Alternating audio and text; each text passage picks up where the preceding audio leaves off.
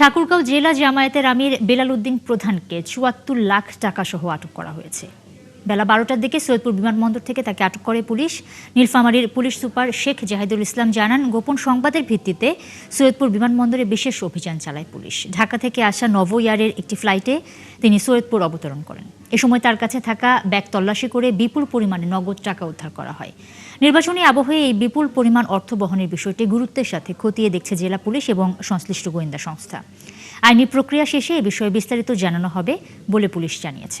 নাম কি আপনার? আমার নাম হচ্ছে বেলাল। বেলাল। হ্যাঁ। বাড়ি কোথায়? বাবার নাম কি? বাবার বাবার নাম দবিরুল। দবিরুল। দবিরুল মানে কোন এমপি ছিল? হ্যাঁ, হ্যাঁ দবিরুল। দবিরুল এমপি ছেলে আপনি? না না না, ও আচ্ছা আচ্ছা। আর কি গ্রামের নাম কি? গ্রামে তোমার শহরে হাজিপাড়া।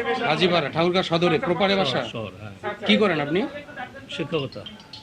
কোন স্কুলের? কলেজে? সালন্দা। হ্যাঁ। ঠাকুরগাঁও সালন্দার কলেজের শিক্ষক আপনি? আচ্ছা, কত টাকা আছে এখানে আপনার লাগেজে? এখানে 50 প্লাস। 50 প্লাস আছে। 50 প্লাস আছে, 50 লাখ। হ্যাঁ, কিসের টাকা এগুলো? ব্যবসা, কিসের ব্যবসা করেন? গার্মেন্টস। গার্মেন্টসের ব্যবসা করেন?